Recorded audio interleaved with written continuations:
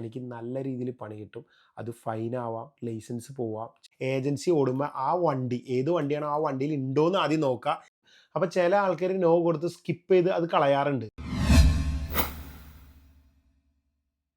Hi guys, U കെയിൽ ഒരു truck ഡ്രൈവറാണോ നിങ്ങളെങ്കിൽ ഈ ഫീൽഡിൽ ശ്രദ്ധിക്കേണ്ട കുറച്ച് കാര്യങ്ങളാണ് ഞാൻ ഈ വീഡിയോയിലൂടെ പറയണത്.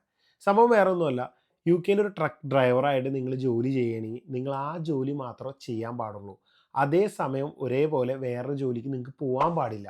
കാരണം എന്തെന്ന് വെച്ചിട്ടുണ്ടെങ്കിൽ യു കെയിൽ നമ്മൾ ഡ്രൈവ് ചെയ്യുമ്പോൾ നമുക്ക് കൃത്യമായിട്ടുള്ള റെസ്റ്റും കാര്യങ്ങളൊക്കെ വേണം. അതായത് ഉദാഹരണം പറയുകയാണെങ്കിൽ നമ്മൾ എല്ലാ ദിവസവും ചെന്ന് വണ്ടിയിലേക്ക് നമ്മുടെ കാർഡ് ഇടുമ്പോൾ നമ്മൾ മാനുവൽ എൻട്രി ചെയ്യും. മാനുവൽ എൻട്രി ചെയ്യുമ്പോൾ നമ്മൾ തലേ ദിവസം എപ്പോഴാണ് എന്ന് വെച്ചാൽ 2 തരത്തിലാണ്. വർക്കിംഗ് അവറും ഉണ്ട്, നമുക്ക് അതുകൂടാണ്ട് ഡ്രൈവിംഗ് അവറും ഉണ്ട്. അപ്പോൾ വർക്കിംഗ് അവർ നമ്മൾ വണ്ടി പാർക്ക് ചെയ്തതിന് ശേഷം ഇത്ര മണിക്കൂർ, ചിലപ്പോൾ നമ്മൾ കമ്പനിയിൽ ചെന്ന് നമ്മുടെ ജോലി കഴിഞ്ഞ് നമ്മുടെ കാർഡ് ഊരി അപ്പം തന്നെ വണ്ടി എടുത്ത് നമ്മൾ അവിടുന്ന് പോരൂല. നമ്മൾ കുറച്ച് നേരം ചിലപ്പോൾ കമ്പനിയിൽ പേപ്പർ വർക്ക് ചെയ്യാനുണ്ടാവും, അല്ലെങ്കിൽ വേറെ എന്തെങ്കിലും വർക്ക് ഉണ്ടാവും. അതൊക്കെ കഴിഞ്ഞിട്ടായിരിക്കും പോകുന്നത്. അപ്പോൾ ആ വർക്കും കൂടി നമ്മൾ ഇതിൻ്റെ കൂടെ കൂട്ടും. അപ്പോൾ നമ്മൾ മാനുവൽ എൻട്രിയിൽ മെയിനായിട്ട് വന്നതെന്ന് പറഞ്ഞിട്ടുണ്ടെങ്കിൽ നമ്മൾ കമ്പനിയിൽ വന്ന് എത്ര മണിക്ക് കറക്റ്റ് കമ്പനിയിൽ നിന്ന് ജോലി കഴിഞ്ഞ് ഇറങ്ങി എന്നുള്ള ആ അതർ വർക്ക് കൂടി നമ്മൾ പിറ്റേ ദിവസത്തെ മാനുവൽ എൻട്രിയിൽ ആഡ് ചെയ്യണം. അതുപോലെ തന്നെ നമ്മൾ രാവിലെ ചെന്ന് വണ്ടി എടുക്കുമ്പോൾ നമ്മൾ രാവിലെ ചെന്ന വഴി കാർഡിട്ട് വണ്ടി എടുത്ത് ഓടിച്ച് പോരായിരിക്കില്ല ചെയ്യുന്നത്. നമ്മൾ കമ്പനി ചെന്നിട്ട് വല്ല പേപ്പർ വർക്ക് നോക്കാനുണ്ടാവും, അല്ലെങ്കിൽ എവിടേക്കാണ് പ്ലാൻ ചെയ്യേണ്ടാവും. നമ്മൾ ഇന്ന് ഡെലിവറി പോകാനുള്ള സ്ഥലത്തേക്കുള്ള പ്ലാനിങ്ങും കാര്യങ്ങളൊക്കെ ചെയ്തിട്ടായിരിക്കും നമ്മൾ വണ്ടിയും താക്കോലെടുത്തുകൊണ്ട് കാർഡൊക്കെ ഇട്ട് നമ്മൾ എൻട്രി ചെയ്യണത്. അപ്പം തലേ ദിവസത്തെയും ഇന്നത്തെയും നമ്മൾ എത്ര മണിക്കൂർ ജോലി ചെയ്തു, പിന്നെ എത്ര മണിക്കൂർ നമ്മൾ കൃത്യമായി റെസ്റ്റ് എടുത്തു എന്നുള്ള കാര്യങ്ങളെല്ലാം നമ്മൾ പിറ്റേ ദിവസം കാർഡ് ഇടുമ്പോൾ എൻട്രി ചെയ്യുന്നുണ്ട്. അപ്പോൾ നമ്മളിങ്ങനെ എൻട്രി ചെയ്യുന്നതിനിടയ്ക്ക് നമ്മൾ വേറൊരു വർക്കിന് ഇത് കഴിഞ്ഞിട്ട് നമ്മളിപ്പോൾ 4 മണിക്ക് വൈകിട്ട് പണി തീർന്നു, അത് കഴിഞ്ഞിട്ട് നമുക്കൊരു ഡെലിവറി ജോലിക്കോ അല്ലെങ്കിൽ ടാക്സി ഓടാനോ അതല്ലെങ്കിൽ വല്ല ഫുഡ് ഉണ്ടാക്കണം അല്ലെങ്കിൽ ഹോട്ടൽ ഫീൽഡിലോ അല്ലെങ്കിൽ എന്ത് ജോലിക്കും വേറെ പോകാൻ പാടില്ല. കാരണം ഒരു ട്രക്ക് ഡ്രൈവർക്ക് ഇത്ര മണിക്കൂർ ഡ്രൈവ് ചെയ്ത് കഴിഞ്ഞാൽ ഇത്ര മണിക്കൂർ കറക്റ്റ് റെസ്റ്റ് വേണമെന്ന് കൃത്യമായിട്ടുണ്ട്. അപ്പോൾ ഇത് കൂടാണ്ട് ഇവിടെ ഒത്തിരി പേര് പല പണിക്കും പോകുന്നുണ്ടാവും. അങ്ങനെ പോയി കഴിഞ്ഞ് അത് നമ്മുടെ കമ്പനിയിൽ അറിയുവാണെങ്കിൽ നമ്മളെ സാക്ക് ചെയ്ത് അറിയും. ഇനി കമ്പനിയിൽ അറിഞ്ഞില്ലെങ്കിൽ പോലും ഇതിൻ്റെ മെയിനായിട്ടുള്ള പ്രശ്നം എന്ന് വെച്ചിട്ടുണ്ടെങ്കിൽ ഇപ്പം ഞാൻ ഇന്നലെ എന്തെങ്കിലും ഒരു ജോലിക്ക് പോയി എന്ന് വെച്ചോ, ഇപ്പം ഞാൻ ഡെലിവറി ഓടാൻ പോയി എന്ന് വെച്ചോ, അത് കഴിഞ്ഞിട്ട് ഇന്ന് വന്ന് ഞാൻ എൻ്റെ മാനുവൽ എൻട്രിയിൽ നോർമലായിട്ട് ഞാൻ ഇന്നലെ 4 മണിക്ക് ജോലി കഴിഞ്ഞ ആൾ സ്റ്റിൽ റെസ്റ്റ് ആയിരുന്നു. പിറ്റേ ദിവസം ഞാൻ 6 മണിക്ക് ജോലിക്ക് കാർഡ് ഇട്ടു, ജോലി ചെയ്യാൻ സ്റ്റാർട്ട് ചെയ്യുന്നു പറഞ്ഞ് മാനുവൽ എൻട്രി കൊടുത്തു, ഞാൻ വണ്ടി എടുത്ത് പോയി എന്ന് വിചാരിച്ചോ. അപ്പോൾ ഇന്നലെ ഞാൻ ഇത് കൂടാണ്ട് ടാക്സി പരിപാടി അല്ലെങ്കിൽ ഡെലിവറി പണി ചെയ്തിട്ടുണ്ട് ഇതിൻ്റെ ഇടയിൽ. അത് ഞാൻ ഈ മാനുവൽ എൻട്രിയിൽ ആഡ് ചെയ്തിട്ടില്ല, ഞാൻ സ്റ്റിൽ റെസ്റ്റിലാണെന്നാണ് മാനുവൽ എൻട്രിയിൽ ആഡ് ചെയ്തത്. അങ്ങനെ ഞാൻ വണ്ടി എടുത്തുകൊണ്ട് പോയി. എന്തെങ്കിലും ഒരു ആക്സിഡൻറ്റ് ഉണ്ടായിക്കഴിഞ്ഞാൽ അവർ ചെക്ക് ചെയ്യും.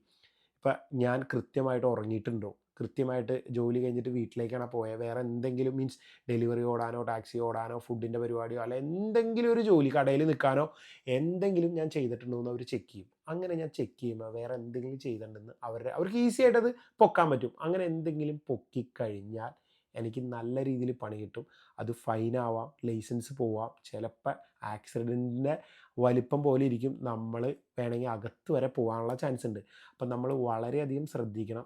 ഈ ജോലി ചെയ്യുമ്പോൾ ഇതല്ലാണ്ട് വേറൊരു ജോലിക്ക് നമുക്ക് പോകാൻ പാടില്ല, ഒരേ ജോലി തന്നെ ചെയ്യാൻ പാടുള്ളൂ. അപ്പം ഇത് കുറേ ആൾക്കാർക്ക് അറിയാം, കുറച്ച് പേർക്ക് ഇത് അറിയില്ല. ഇതറിയാത്തവർ ഇപ്പോഴും 2 ജോലിയും ഒരുപോലെ കൊണ്ടുപോകുന്നുണ്ട്. അപ്പോൾ പോണോടത്തോളം പോവും, എന്തെങ്കിലുമൊക്കെ ഒരു ഇഷ്യൂ ആവുമ്പോഴാണ് ഇതൊക്കെ പൊക്കണത്. അപ്പോൾ ഇങ്ങനെ 2 ജോലി കൊണ്ടുപോകുന്നത് ഇല്ലീഗലാണ് യു കെയിൽ. അപ്പോൾ അത് നിങ്ങൾ ശ്രദ്ധിക്കുക. പിന്നെ എനിക്ക് പറയാനുള്ള വേറൊരു കാര്യം എന്ന് വെച്ചിട്ടുണ്ടെങ്കിൽ ഒത്തിരി പേർക്ക് അറിയില്ല മാനുവൽ എൻട്രി ചെയ്യണം എങ്ങനെയെന്ന്. അപ്പോൾ മാനുവൽ എൻട്രി നമ്മൾ കാർഡ് ഇടുമ്പോൾ തന്നെ manual entry yes or no എന്ന് ചോദിക്കും. അപ്പോൾ ചില ആൾക്കാർ നോ കൊടുത്ത് സ്കിപ്പ് ചെയ്ത് അത് കളയാറുണ്ട്. അപ്പോൾ അങ്ങനെ ഒരിക്കലും ചെയ്യരുത്. നമ്മൾ മാനുവൽ എൻട്രി എല്ലാ ദിവസവും ചെയ്ത് തന്നെ വിടണം. കാരണം എന്ന് വെച്ചിട്ടുണ്ടെങ്കിൽ നമ്മൾ ഏജൻസി ഷിഫ്റ്റ് സ്ഥിരമായിട്ട് എടുക്കുന്ന ആൾക്കാരാണെങ്കിൽ ഇതൊന്നും പറഞ്ഞു കൊടുക്കാൻ ഇതൊന്നും ചെയ്യിപ്പിക്കാൻ ആൾക്കാരുണ്ടാവില്ല. അതേസമയം ഒരു റെസ്പോൺസുള്ള ഒരു കൃത്യമായിട്ട് കാര്യങ്ങൾ നോക്കണ ഒരു ട്രാൻസ്പോർട്ട് കമ്പനിയിലാണ് നിങ്ങൾ വർക്ക് ചെയ്യണമെങ്കിൽ ഈ വക കാര്യങ്ങളെല്ലാം അവർ ചെക്ക് ചെയ്ത് നമ്മളെ അറിയിക്കും. ഇതൊക്കെ ശരിയാക്കാനും നമ്മളോട് പറയുകയും ചെയ്യും, ഇതിനുള്ള അഡ്വൈസും തരും. പക്ഷേ ഈ നേരത്തെ പറഞ്ഞോട്ട് ഏജൻസികളൊന്നും ചെയ്യില്ല. അപ്പോൾ നമ്മളത് സ്കിപ്പ് ചെയ്ത് വിട്ടാൽ DVL ഏതെങ്കിലും റോഡ് സൈഡ് ചെക്കിൽ പിടിക്കുമായിരിക്കും. നിങ്ങൾ എന്തുകൊണ്ട് ഇന്നലെ മാനുവൽ എൻട്രി കൊടുത്തില്ല എന്ന് നമ്മളോട് ചോദിക്കുന്നത്. അതുപോലെ തന്നെ ബ്രേക്കിൻ്റെ കാര്യത്തിലും എല്ലാത്തിലും ഇതുപോലെ തന്നെയാണ്. DVL ആയിരിക്കും നമ്മളെ പിടിക്കുന്നത്. ഇതുപോലെ കമ്പനികൾ ഏജൻസികളോ ചില കമ്പനികൾ ഇതുപോലും നോക്കാത്ത കമ്പനികളുണ്ട്. അപ്പോൾ ചില കമ്പനികളും ഇതുപോലെ നോക്കണമെന്നില്ല. അപ്പോൾ അതൊക്കെ ശ്രദ്ധിക്കേണ്ട കടമ ആസ് എ ഡ്രൈവർ എന്ന നിലയിൽ നമ്മുടെ മാത്രമാണ്. ഇനി എനിക്ക് പറയാനുള്ള കാര്യം എന്ന് പറഞ്ഞിട്ടുണ്ടെങ്കിൽ ഏജൻസി ഷിഫ്റ്റ് മാത്രം എടുക്കുന്ന കുറച്ച് ആൾക്കാരോടാണ്.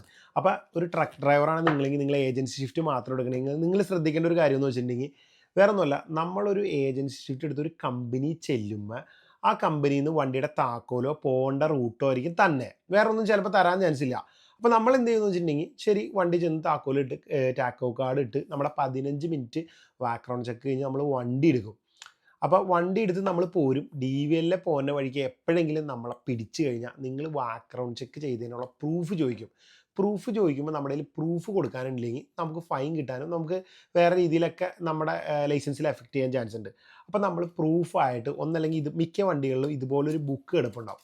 നമ്മുടെ വണ്ടിയുടെ ഡീറ്റെയിൽ മീൻസ് വണ്ടിയുടെ കിലോമീറ്റർ, നിങ്ങളുടെ പേര്, ഡേറ്റ്, എൻജിൻ ഓയിൽ കറക്റ്റാണോ, അതുപോലെ തന്നെ ഹെഡ്ലൈറ്റ് വർക്ക് ചെയ്യുന്നുണ്ടോ, ടയറിന് ഗ്രിപ്പുണ്ടോ, അങ്ങനെയുള്ള കാര്യങ്ങളെല്ലാം ചേർന്ന ബുക്ക് ഏജൻസി ഓടുമ്പോൾ ആ വണ്ടി ഏത് വണ്ടിയാണോ ആ വണ്ടിയിൽ ഉണ്ടോയെന്ന് ആദ്യം നോക്കുക. ഇല്ലെങ്കിൽ ആ കമ്പനി പോയി പറഞ്ഞ് ഞങ്ങൾക്ക് ബാക്ക്ഗ്രൗണ്ട് ചെക്ക് മാനുവലി എഴുതാനായിട്ടുള്ള ബുക്ക് ചോദിച്ച് വാങ്ങുക. ഇനി അത് രണ്ടും അവരുടെ കയ്യിൽ ഇല്ല എന്നുണ്ടെങ്കിൽ നിങ്ങൾ ഇതുപോലൊരു ബുക്ക് ഓൺലൈനിൽ നിന്ന് എവിടുന്നോ വാങ്ങിച്ചിട്ട്, ഷോപ്പിൽ കിട്ടും, വാങ്ങിച്ചിട്ട് നിങ്ങൾ കീപ്പ് ചെയ്യുക. എന്നിട്ട് എല്ലാ ദിവസവും ട്രിപ്പ് പോകുന്നേക്കാൾ മുന്നേ ഇതിനകത്ത് മാനുവലായിട്ട് എല്ലാ കാര്യങ്ങളും നോട്ട് ചെയ്ത് എഴുതി വെക്കുക. കറക്റ്റായിട്ട് എന്തൊക്കെയാണ് വർക്ക് ചെയ്യാത്ത ഡിഫക്റ്റുകളെല്ലാം എഴുതി വെച്ചിട്ട് ആ ബുക്ക് നമ്മൾ എപ്പോഴും ട്രാവൽ ചെയ്യുമ്പോൾ നമ്മുടെ കൂടെ കീപ്പ് ചെയ്യുക. നമ്മൾ പോലീസ് ചെക്കിൻ്റെ ഇടയിൽ എപ്പോഴെങ്കിലും എന്തെങ്കിലും ഒരു ഇഷ്യൂസ് ഒന്നും നമുക്ക് കാണിച്ചു കൊടുക്കാൻ പറ്റും, നമ്മുടെ ഭാഗം സേഫാക്കി വെക്കാൻ പറ്റും ഇത് കാണിച്ചു കൊടുത്ത്. പിന്നെ വേറൊരു കാര്യം എന്ന് വെച്ചിട്ടുണ്ടെങ്കിൽ നമ്മൾ ഡ്രൈവിംഗ് ടൈമിൽ എടുക്കേണ്ട ബ്രേക്കാണ്. ആ ബ്രേക്ക് സേഫായിട്ട് വണ്ടി ഒരു സ്ഥലത്ത് പാർക്ക് ചെയ്തിട്ട് ബ്രേക്ക് എടുക്കാൻ പാടുള്ളൂ. അതല്ലാതെ നമ്മളൊരു ബേയിലേക്ക് വണ്ടി റിവേഴ്സ് ഇട്ട് ഇപ്പോൾ ലോഡ് അൺലോഡ് ചെയ്തുകൊണ്ടിരിക്കുന്ന സമയത്ത് ഒരിക്കലും ബ്രേക്ക് ഇടരുത്. പല ആൾക്കാരും സമയം ലാഭിക്കാൻ വേണ്ടി അങ്ങനെ ബ്രേക്ക് എടുക്കണ കാണാറുണ്ട്. അങ്ങനെ ഒരിക്കലും എടുക്കരുത്. കാരണം വെച്ചാൽ ഒരു ഉദാഹരണം പറയാം. ഇപ്പോൾ നമ്മൾ 15 മിനിറ്റ് ബ്രേക്ക് എടുക്കാനാണ് ഉദ്ദേശിക്കുന്നതെന്ന് വെച്ചിട്ട് നമ്മളൊരു ബേയിലേക്ക് വണ്ടി പാർക്ക് ചെയ്ത് കൊടുത്ത് അൺലോഡ് ചെയ്തുകൊണ്ടിരിക്കുക. 10 മിനിറ്റിൽ അവർ ലോഡ് ഇറക്കി കഴിഞ്ഞു. വണ്ടി അവിടെ നിന്ന് മാറ്റി അടുത്ത വണ്ടി വരാൻ പോകണമെന്ന് പറഞ്ഞാൽ നമുക്ക് അവിടെ നിന്ന് വണ്ടി മാറ്റേണ്ടി വരും. വണ്ടി മാറ്റുമ്പോൾ നമ്മൾ എടുത്തേക്കണ ബ്രേക്ക് കട്ട് ഓഫ് ആവുകയാണ് അവിടെ. വീണ്ടും ഡ്രൈവിങ് കയറുക. അപ്പോൾ പിന്നെ നമ്മൾ വീണ്ടും വണ്ടി വേറെ സ്ഥലത്ത് നീക്കിയിട്ടിട്ട് വീണ്ടും ബ്രേക്ക് എടുക്കേണ്ടി വരും. അപ്പോൾ DVL നമ്മൾ വേറെ കാര്യത്തിന് പിടിക്കുമ്പോൾ അവർ ചോദിക്കും, ഇതെന്താണ് നിങ്ങൾ ബ്രേക്ക് 15 മിനിറ്റ് എടുക്കേണ്ട ബ്രേക്ക് 10 മിനിറ്റിൽ കട്ടാക്കിയിട്ട് വീണ്ടും ബ്രേക്ക് എടുത്ത് എന്തുകൊണ്ടാണെന്ന് ചോദിച്ചാൽ അവർക്ക് നമ്മൾ കൃത്യമായുള്ള മറുപടി കൊടുക്കേണ്ടി വരും. അവർക്ക് മനസ്സിലാവും നമ്മൾ എവിടെയെങ്കിലും പാർക്കിംഗ് സേഫായിട്ടുള്ള പാർക്കിങ്ങിലല്ല ഇട്ട് ബ്രേക്ക് എടുത്തേക്കണേ, എന്നിട്ട് മാറ്റേണ്ട വന്നത്. അപ്പം നമുക്ക് അതിനുള്ള റിപ്ലൈ അവർക്ക് കൊടുക്കേണ്ടി വരും. പിന്നെ അതുപോലെ തന്നെ ബ്രേക്ക് കൂടുതൽ എടുത്താലും നമുക്ക് പ്രശ്നം വരാറുണ്ട്. കാരണം വേറെ ഒന്നുമില്ല, നമ്മൾ ചില ആൾക്കാർ ബ്രേക്ക് ഇപ്പോൾ ലോഡിങ് ടൈമിൽ ബ്രേക്ക് ഇട്ടിട്ട് വേറെ വഴിക്കൊക്കെ പോകാറുണ്ട്. ലോഡ് ചെയ്ത് വരുമ്പോൾ 2-3 മണിക്കൂർ അല്ലെങ്കിൽ 2 മണിക്കൂർ കഴിഞ്ഞിട്ടൊക്കെ തിരിച്ചു വന്നിട്ട് ബ്രേക്ക് മാറ്റാറുണ്ട്. അതും DVL ചെക്ക് ചെയ്യുമ്പോൾ എന്തുകൊണ്ടാണ് നിങ്ങൾ 2 മണിക്കൂർ ബ്രേക്ക് ഇട്ടത്, നിങ്ങൾ ബ്രേക്ക് ഇട്ടിട്ട് ലോഡ് ഇറക്കാൻ പോയോ, അതിൽ വേറെ എങ്ങനെയും പോയോ എന്ന് ചോദിക്കും. അപ്പോൾ ബ്രേക്ക് 45 മിനിറ്റ് എടുക്കണമെങ്കിൽ കറക്റ്റ് 45 മിനിറ്റ് എടുക്കാൻ ശ്രമിക്കുക. അതുപോലെ തന്നെ 15 മിനിറ്റ് എടുക്കുന്ന ബ്രേക്കാണെങ്കിൽ 15 മിനിറ്റ് എടുക്കാൻ ശ്രമിക്കുക. ഓവറായിട്ട് ഇട്ടാലും അതും നമ്മുടെ അടുത്ത് DVL ചോദ്യം വരും. നമ്മൾ അതിനൊക്കെ ആൻസർ കൊടുക്കേണ്ടി വരും.